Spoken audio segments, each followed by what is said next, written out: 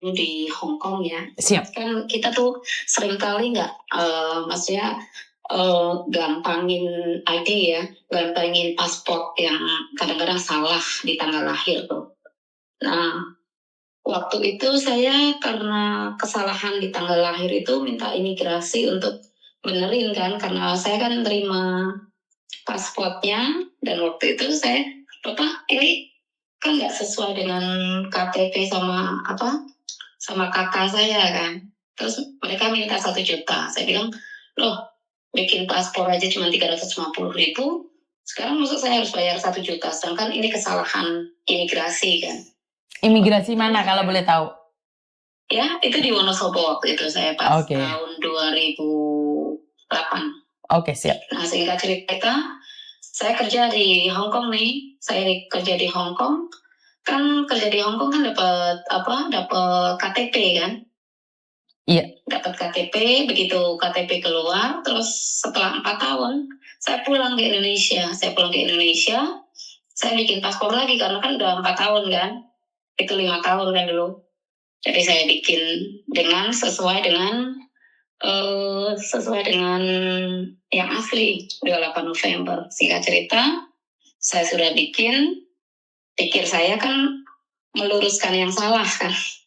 Nah, ketika saya pulang ke Hong Kong, di situ saya didapati bahwa paspor saya kan beda tanggal lahir kan.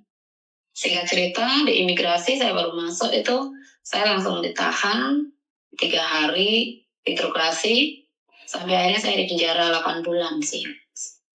Nah, itu kan ketika kita masuk penjara kan, kayak saya minta tolong Miss Yuni mungkin bisa ke Lowu ya. Di situ tuh ada ratusan TKW yang kebanyakan mereka yang overstay. Di situ tuh mereka yang mereka butuhkan biasanya odol sih. Karena kan sikat gigi pakai odol kan. Gimana rasanya sih? Siap. Iya, jadi di situ mungkin Miss Yuni bisa cari info untuk bisa masuk ke Lowu dengan untuk sosial, untuk kunjungan untuk wanita-wanita dari Indonesia. Mereka bisa kasih kok. Oke, saya jelaskan ya. Untuk kunjungan ke penjara Lowu itu tidak bisa. Kecuali orang yang bersangkutan di dalam penjara meminta sipir untuk mencari saya. Itu pun berdasarkan izin. Iya, kalau gitu mungkin gimana caranya ya? Soalnya saya dulu itu kebetulan saya kan di sana, pas saya di sana itu Miss, jadi saya minta sama orang yang di luar untuk waktu itu yang tahu keadaan saya ada di situ tuh dompet duafa. Nah di situ saya minta sama pihak di Lowu untuk izinkan yang orang-orang dompet duafa itu untuk kunjungi orang-orang Indonesia. Itu dulu waktu itu saya bisa. Iya, berarti kan kamu yang meminta untuk kita masuk. Jadi selain orang dalam meminta, kita nggak bisa masuk, Mbak. Kita nggak bisa. Jadi saya sering datang ke penjara-penjara tersebut. Jadi nggak bisa kita datang ngacak gitu, nggak bisa. Itu pun yang ngatur mereka. Jadi saya tahu di dalam sana banyak orang mengeluh anak Filipina dikasih, kenapa saya tidak dikunjungin, nggak dibawain apa-apa, cuma ditanyain kasusnya saja. Itu saya sudah tahu itu. Kenapa saya bilang saya tidak bisa melakukan apa-apa karena saya bukan badan dan saya bukan organisasi. Kalau gitu ini aja, Miss. Dulu saya kan nomor saya masih ada tuh di sana. Nomor saya masih ada. Biasanya untuk ada yang namanya kunjungan untuk bekas narapidana. Kalau yang orang-orang Hong Kong nih kan mereka bisa datang lagi tuh untuk mengunjungi teman-temannya di situ. Mungkin nanti saya cari alamatnya deh, alamat sama untuk bisa permintaan untuk Miss Yuni. Miss Yuni nanti KTP, biasanya mereka kan minta nama asli ya. Nggak bisa sayang, harus yang di penjara yang meminta sayang. Oh gitu ya. Nggak bisa, karena Miss Yuni sudah sering datang ke penjara. Mereka semuanya cuma minta odol, softtek, sama sabun. Mereka tidak meminta apapun. Itu yang sering kali mereka keluhkan. sampo itu barengan sama sabun ya. Jadi rambutnya jekar-jekar semua. Saya tahu itu. Jadi saya Iya, dulu saya kan 8 bulan itu, Miss. Jadi 8 bulan itu ya puji Tuhan ya, saya dipercaya sama orang sipir-sipir di sana karena mereka melihat bagaimana sebenarnya saya nggak salah ya. Dan selama Sampean salah. itu Sampean salah karena sampean masuk. Enggak, saya ngerti. Karena sampean masuk pakai data palsu, kedua sampean membenarkan datamu. Karena itu di Hong Kong sekarang itu dalam arti ketika saya dikasih vonis itu saya sama sekali nggak melawan dan itu saya selalu tersenyum sih. Makanya waktu itu saya dipercaya untuk pokoknya untuk ngurus dapur ya. Jadi yang sipir-sipir itu banyak yang terus banyak dekat lah. Selama 8 bulan saya di sana. Makanya ketika ingat orang-orang yang di penjara itu kalau bisa karena saya blacklist, jadi saya nggak bisa itu kan, nggak bisa datang lagi. Iya. Dari tahun 2014 ya. Jadi kalau dulu itu bantu di Singapura sih. Kalau dulu itu beda data di penjara, Mbak. Karena banyaknya kasus yang di penjara gara-gara beda data. Padahal saya tahu itu kesalahan bukan di kalian, tapi masalahnya kan kalian yang tahu datanya itu. Tapi sekarang tidak di penjara, tapi mereka di warning dan selama 24 bulan tidak boleh melakukan kesalahan. Jadi kalau sampai mereka melakukan kesalahan, mereka akan dipenjara juga dalam jangka waktu 1 bulan. Karena itu mungkin revisi undang-undang di Hong Kong itu sangat membantu ya. Karena memang di awal dulu beta data ketahuan penjara. Beda data ketahuan penjara. Padahal itu bukan kesalahan dari pembantu.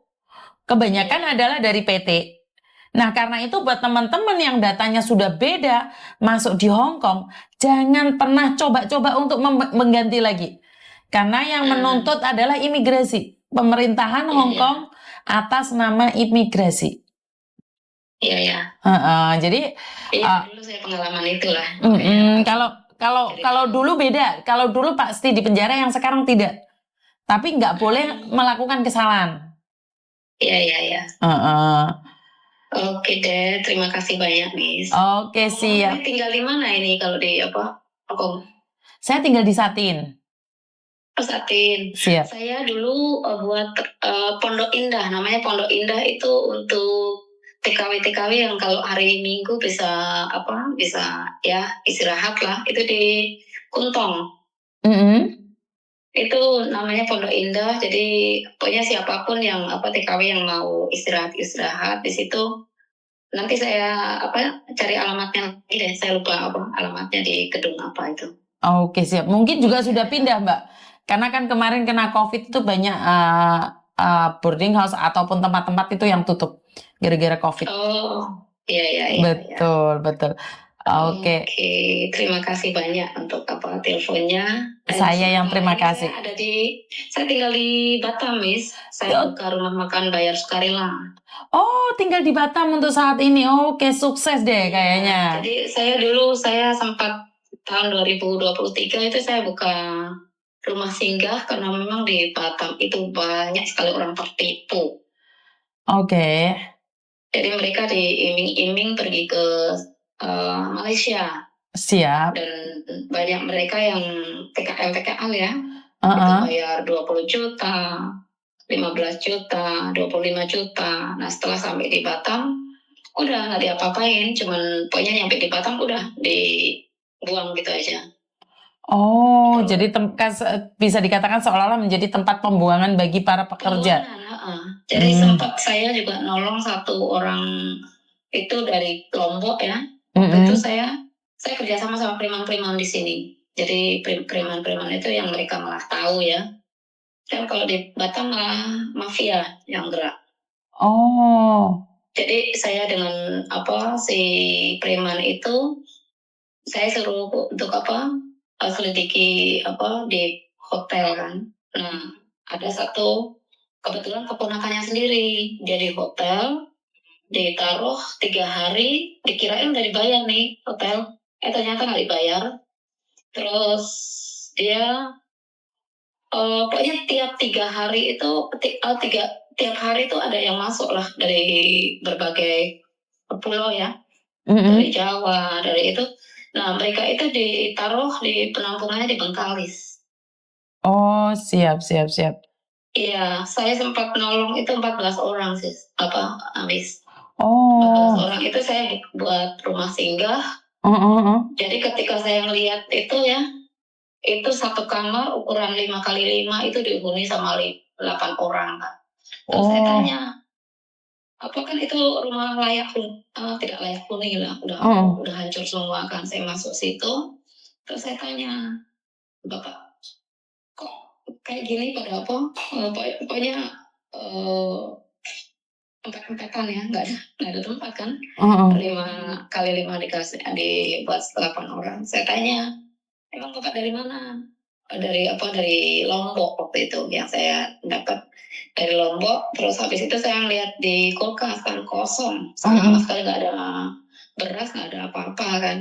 Singkat cerita, saya langsung beli ayam waktu itu. Saya beli 11 kilo, saya beli 2 karung beras. Saya bilang, Pak, saya pergi ke Jakarta 2 minggu, nanti saya balik lagi. Dan pokoknya ini dikelola, pokoknya untuk paling nggak bisa makan.